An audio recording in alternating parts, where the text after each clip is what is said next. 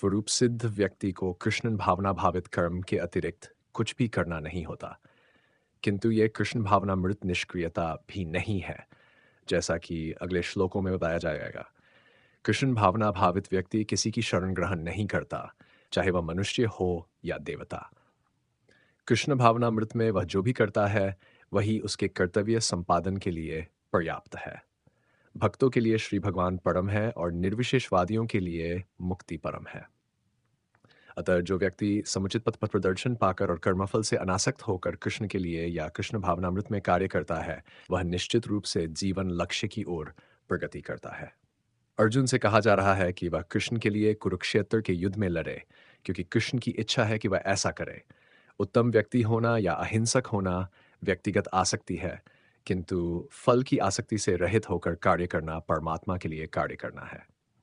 यह उच्चतम कोटि का पूर्ण कर्म है, जिसकी संस्तुति भगवान कृष्ण ने की है। नियत यज्ञ जैसे वैदिक अनुष्ठान उन पाप कर्मों की शुद्धि के लिए किए जाते हैं जो इंद्रिय तृप्ति के उद्देश्य से किए गए हों।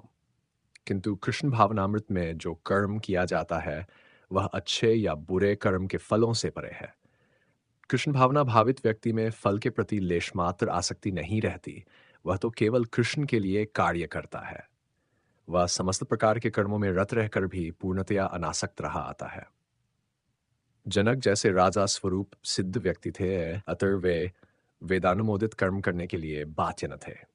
तो भी वे लोग सामान्य जनों के समक्ष आदर्श प्रस्तुत करने के उद्देश्य से सारे नियत कर्म करते रहे।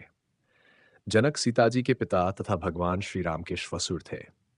भगवान के महान भक्त होने के कारण उनकी स्थिति दिव्य थी, किंतु चूंकि वे मिथिला, जो भारत के बिहार प्रांत में एक परगना है, के राजा थे, अतः उन्हें अपनी प्रजा को यह शिक्षा देनी थी कि कर्तव्य पालन किस प्रकार किया जाता है।